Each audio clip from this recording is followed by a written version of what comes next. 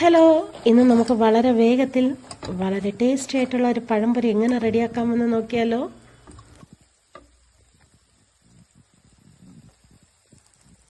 Hi കൂട്ടുകാരെ, എല്ലാവർക്കും വീണ്ടും ഫുഡീസ് കിച്ചണിലേക്ക് സ്വാഗതം കേട്ടോ. ഇന്ന് നമുക്ക് ഈവനിങ് സ്നാക്സ് പഴംപൊരി എങ്ങനെ ഉണ്ടാക്കാമെന്ന് നോക്കിയാലോ. ഇവിടെ ഞാൻ 3 പഴമാണ് എടുത്തിരിക്കുന്നത്. നിങ്ങൾക്ക് എത്ര വേണമെങ്കിലും എടുക്കാം. അപ്പോൾ അതെങ്ങനെ ഉണ്ടാക്കാമെന്ന് നോക്കാം. അടുപ്പത്ത് ആദ്യം തന്നെ നമുക്കൊരു ചീനച്ചട്ടി വെച്ച് കൊടുക്കാം. ചീനച്ചട്ടി ചൂടായതിലേക്ക് എണ്ണ ഒഴിച്ചു കൊടുക്കാം. എണ്ണ ചൂടാവട്ടെ. ആ സമയം കൊണ്ട് നമുക്ക് പഴമൊക്കെ വൃത്തിയാക്കി അതിനാവശ്യമുള്ള ബാറ്ററൊക്കെ റെഡിയാക്കി എടുക്കാം കേട്ടോ.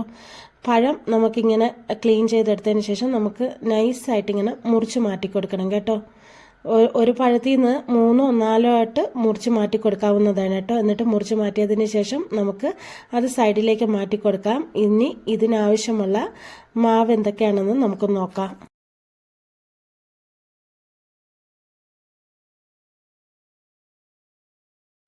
ഇവിടെ ഞാൻ 3/4 കപ്പ് മൈദാമാവ് എടുത്തിട്ടുണ്ട്. പിന്നെ 1/4 കപ്പ് അരിപ്പൊടിയാണ്.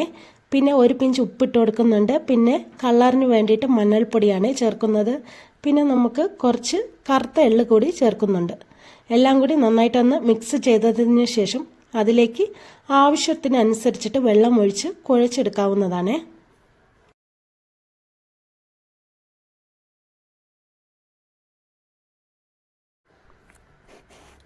ഇവിടെ തീരെ ലൂസാവാനും പാടില്ല, പിന്നെ അധികം കട്ടിയാകാനും പാടില്ല. അതിനനുസരിച്ചിട്ട് നമുക്ക് വെള്ളം ചേർത്ത് കുറേശ്ശെ ഇങ്ങനെ ഇളക്കി കുഴച്ചെടുക്കാവുന്നതാണ്. ഇവിടെ ഞാൻ ഒരു ദോശമാവിൻ്റെ അളവ് പരുവത്തിലാണ് കുഴച്ചെടുത്തിട്ടുള്ളത്.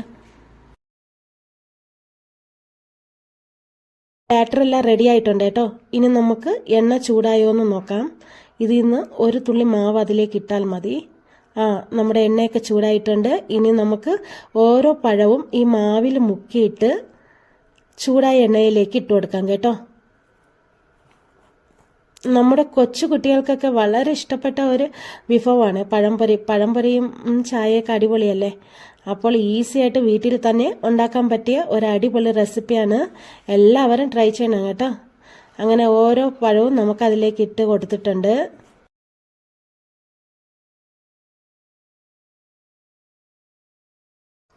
ഒരു സൈഡ് മൊരിഞ്ഞതിന് ശേഷം നമുക്ക് മറ്റേ സൈഡ് കൂടി ഇങ്ങനെ തിരിച്ചിട്ട് കൊടുക്കാവുന്നതാണ്.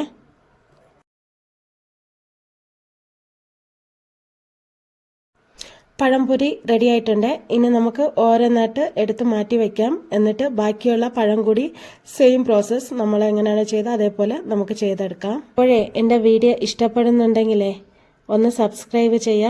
അടുത്തുള്ള ഫ്രണ്ട്സിനൊക്കെ ഒന്ന് ഷെയർ ചെയ്ത് കൊടുക്കുക. അപ്പോൾ നമ്മുടെ പഴംപൊരി എല്ലാം റെഡി ആയിട്ടുണ്ട് കേട്ടോ.